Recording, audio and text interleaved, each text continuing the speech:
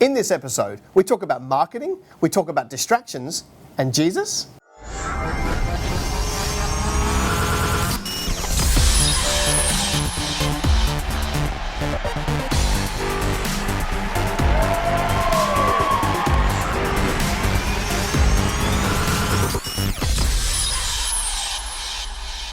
Welcome to episode 1 of Business Greenhouse TV. I'm super pumped to be doing the show. I've got a great team around me and we're going to have a whole bunch of fun. Why did I start the show? Well, ultimately it's because I started to get so many questions sent through to me via Facebook and social media and by email. People were bombarding me with questions. I thought, you know what, I could answer them, but I want to have a bit more fun answering them, so we decided to put it into a show. So our whole goal here is to be inviting real world questions and trying to give them real world answers. You know, just a very short bit of my background. Started in business at 18, run 9 companies that I've built and sold since then, and I've done business coaching and training and mentoring since late 2006. And I've done more than 11,000 coaching sessions and worked with hundreds of businesses. And all that really means is that I've seen the trends, I've seen the patterns.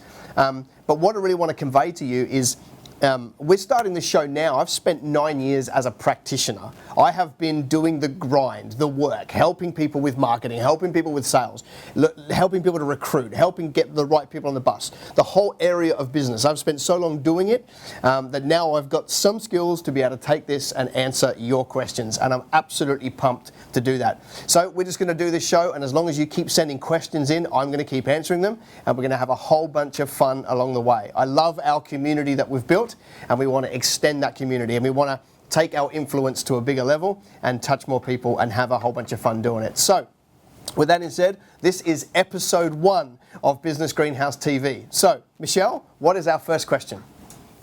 Sarah Nash asks, what are the common pitfalls to avoid when it comes to marketing? How much should you budget for marketing? Good question. So here we are, episode 1, answering 2 questions in the first question. I love it. Okay, so the first one is what are the pitfalls, and the second one is how much do we budget for it? I'm going to answer the first one first. The biggest pitfall that most entrepreneurs make is they don't do anywhere near enough marketing. Okay, so they're scratching around, they do a little bit, but they don't do anywhere near enough, right? I'm convinced that to build a big business these days, marketing has got to be a massive, massive aspect of the business. People aren't taking it anywhere near seriously enough.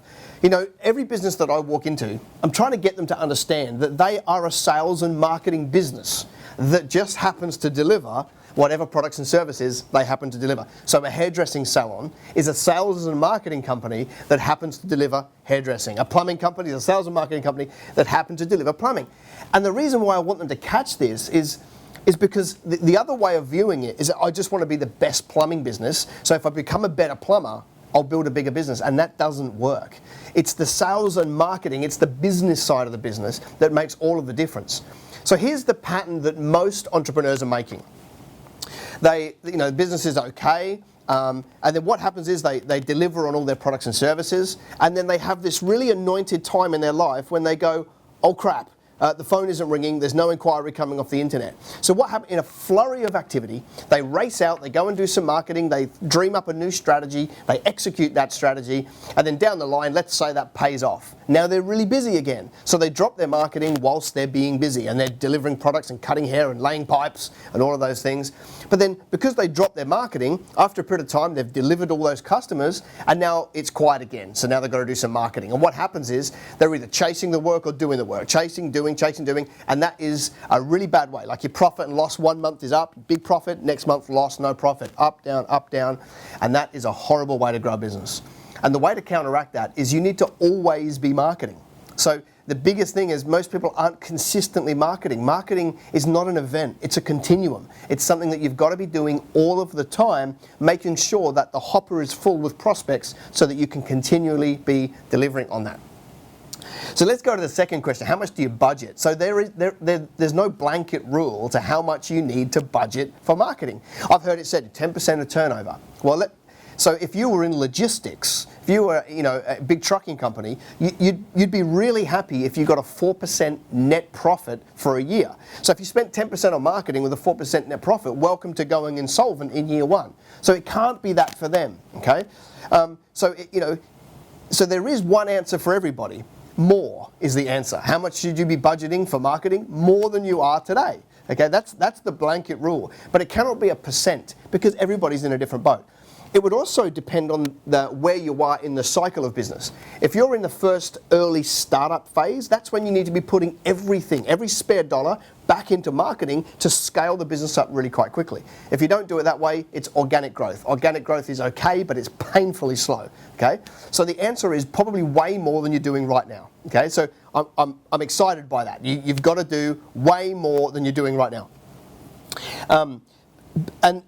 And the reason why it works is because it's just maths, okay? Marketing is just maths, meaning that essentially if you can grasp that marketing is $20 out, $50 in, that's marketing, okay? And that's why when you get to that point, 20 out, 50 in, so $20 to buy a client, they give you $50, like when you understand that and you've tested and measured those numbers, you win because you know that can feed itself and fuel itself forever, and you'll never have a problem with cash flow because it's funding itself as it goes. Every time you spend 20 and make 50, you've got 2 lots of 20 to go and buy 2 new customers, which give you 2 lots of 50, and you can grow your business and scale it up really quite quickly. So the answer to the question of how much is really more than you are today. Okay, you need to access money and then put it into a strategy and test and measure everything that you do.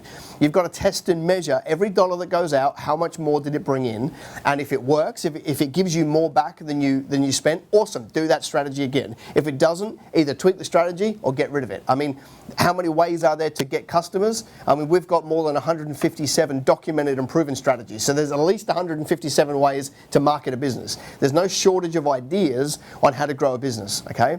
But as long as you're testing and measuring the numbers, then I think you can expect 20 out and $50 back in, and as long as you've got that ratio, you can scale it up really, really quickly. So, in summary to that question, make sure that you're doing way more marketing than you're doing right now, okay? Because, if you want to grow a business really quite quickly, which I'm completely a fan of, there's no point in growing it slowly. If you want to grow it quite quickly, way more money needs to go into customer acquisition and buying clients than you're currently doing right now, okay? Where does that money come from? I don't know, sell a kidney, sell something, do a massive sale, collect the debtors that are outstanding, get that cash, pump it into marketing, get a whole bunch of new customers, and then continually be doing marketing all of the time, okay?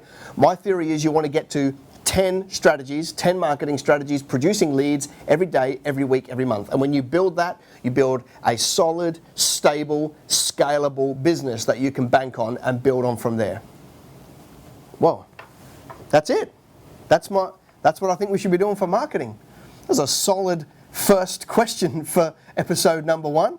So it was really good. I'm going to have a bit of peppermint tea. All right, Michelle, question number 2. Lisa asks, how do I discern an opportunity from a distraction? Lisa. Lisa, thanks so much for your question. Really appreciate it. Green Choice Painting, giving you a shout out over there in Perth, Western Australia. How do you decide an opportunity from a distraction? I'm going to go with more than 90% of every opportunity that you ever get is a distraction. I'm going to go with most of them are. And here's my thinking. We've got to stick to our core business. What's the core business that we're called to? We've got to get really, really, really good at that before we ever try and scramble and do extra stuff that falls outside of that, okay? So if you've got the point where your core business, you've wrung everything out of that you possibly can, then yes, you can look at some other opportunities. But I don't think we should be looking at opportunities outside our core business unless or until we've made everything we possibly can from that core business, okay? So I'm going to run with nearly all of them are. And I know in my life, I say no to pretty much everything, okay?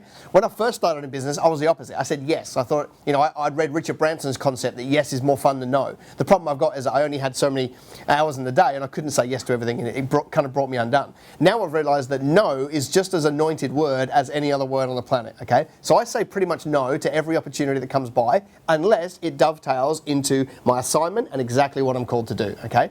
So that's my thing. Now let's go, so that's my answer, but let's go to Jesus' answer, which is probably way better than mine, okay? So Proverbs 4:25. So Proverbs 4:25 says this: let your eyes look straight ahead, fix your gaze directly before you, give careful thought to the paths of your feet, and be steadfast in all your ways. Do not turn to the right and to the left, and keep yourself from doing wrong. So contextually, that's not talking about opportunities in business. It's not talking about entrepreneurship. But one of the beauties of the gospel is that when it fits the overall picture, we can take a snapshot and apply it to a circumstance. So I'm convinced, right, that you can make a decision on an opportunity versus a distraction, but I wouldn't be looking at that as a mechanics type question. I wouldn't be looking at it like what makes sense, okay? I'd be looking at it as to what feels right, okay?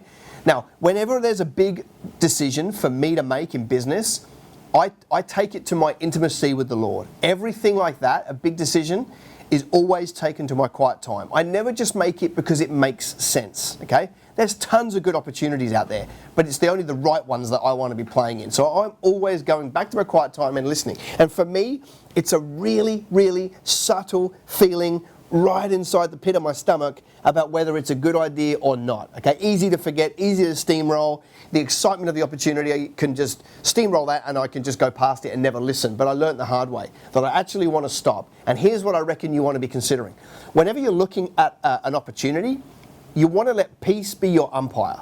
So do you have a sense of peace about it? And true peace, not, yeah, I feel great about it. I mean peace, like if it was stripped the whole thing back, right in the bottom of your stomach, is there peace there, or is there a little bit of bit yucky feeling, okay?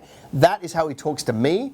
You may have a completely different style, but that's how I make my decision on what is a good opportunity and what is a distraction. But the baseline is I pretty much say no to 90 to 95% of everything that comes across my path because I'm so specific in executing the things that I need to do to have more influence and more profit. So I'm unapologetic about no to that because this is the lane that I'm running in and I stick to that, okay?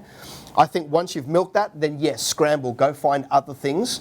But until you've built a highly profitable business and structured and completed that, I wouldn't be looking at anything else, okay?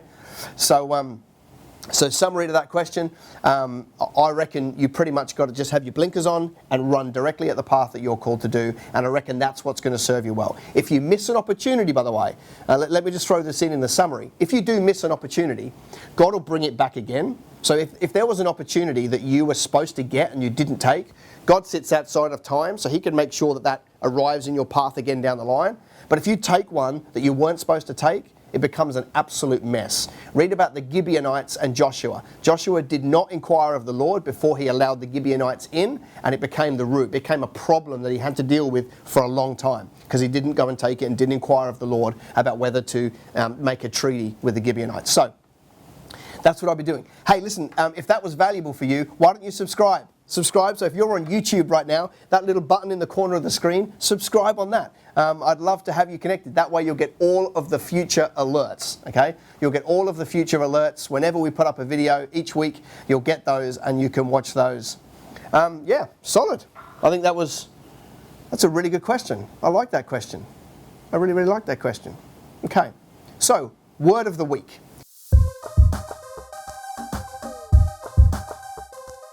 Practical, something practical that you can take. What I want to do this week is I want to take you to Matthew 10:16. Matthew 10:16. This is where Jesus is doing his William Wallace moment, right? So you remember William Wallace in front of them, he's riding up and down, he's inspiring them, he's getting them ready to go and take on the world. So Jesus is doing the equivalent right here. He gathers his 12 disciples and he's about to send them out to go and start effectively the ministry without Jesus. But here's what he says in Matthew 10:16. This is his motivational talk. He says, "I'm sending you out as sheep amongst wolves." I don't know about you, I wouldn't find that particularly motivating in that moment. Like, he's building them up to send them out. I'm sending you out as food to a ravenous animal. Okay, so that's not particularly exciting. But he goes on to say, "Therefore, be shrewd as a snake and as innocent as doves, and be on your guard, because you will be handed over to local authorities." What's he saying? He's saying there's going to be a time in your life when you need to be like a dove, gentle, compassionate, caring. There's also going to be a time when you need to be like the serpent. And I love the fact that Jesus references the serpent, because if any man tried to do that these days, we'd be in a whole bunch of trouble. But if it comes from Jesus, it's okay. So the only other place that the serpent is referenced is, Garden of Eden. So What he's saying here is there's going to be a time when you need to be compassionate, caring, loving, or kind. There's also going to be a time when you need to be calculated, assertive, get things done, cunning to a degree. And he's saying you've got to work out how to put those two together. You're going to have times when you need to be dove-like. You're going to have times when you're going to need to be serpent-like. And you need to work out when to be each one. Okay? That's effectively what he's saying to his disciples going out. How does that apply in business? Well, if you're like really dove, like you're that kind of like really compassionate, caring, kind, like you're a doormat at every opportunity, you're going to make the mistakes. Like you're going to keep staff members that don't perform way too long. You're not going to want to collect your outstanding debtors because you don't want to look pushy. You're not going to ask for the sale because you don't want to seem pushy. So you're going to have that bit going on, okay? And that's really, really dangerous. But if you're far too much like the serpent, if you're far too much like that, you're going to be calculated, you're going to steamroll people, people are less important than the task, and you're not going to care about relationships, you're just going to push past those, okay? So our job is, as we go through this thing called entrepreneurship and we're building a business with Jesus, we've got to go, teach me, Lord, how to be both of those and when to be each one. When do I need to be totally compassionate and caring and like a dove? When do I need to be calculated and assertive like the serpent? And here's how you do it. Let me give it to you practically. Every single time you have an interaction, whether it be a sales call or a meeting or a staff member, or you've had to let someone go or something like that. Every time you have an interaction like that, you literally want to go back to Jesus and have 5 minutes quiet time where you go, Lord, how did I go there? And let him minister to you. I think you went a bit hard, or you could have been soft, or you could have done this, or this is a different way you could have approached that. And what that'll do is every time you have an interaction, you go to him and be prepared for him to say it wasn't ideal and you could go this way, because he does everything in love. Understand that you're going to build a vocabulary of how to handle those situations moving forward, okay? And that's going to help you so that it becomes second nature. You'll walk into a situation and you'll know, okay, which hat do I need to put on? How do I need to rationalize this? You know, how hard do I go? How hard do I not go? And so forth, okay? But that's only going to happen if you are conscious about this process and you take it back to Jesus for your quiet time. That's our word of the week. So I hope that was valuable. I'm absolutely, massively... I have a huge amount of gratitude for every single one of you watching the show, because if it wasn't for you, the show is absolutely pointless. So for those of you that are subscribing to our channel and liking us on Facebook and things like that, I just want to say a massive, massive thank you. So why don't you right now hop over to our Facebook page if you're not there already, and like our page. Click the get notification button, and then every alert we put out, you will be the first to get it. Have a massive week, bless your heaps, and I'll catch you then. Bye for now.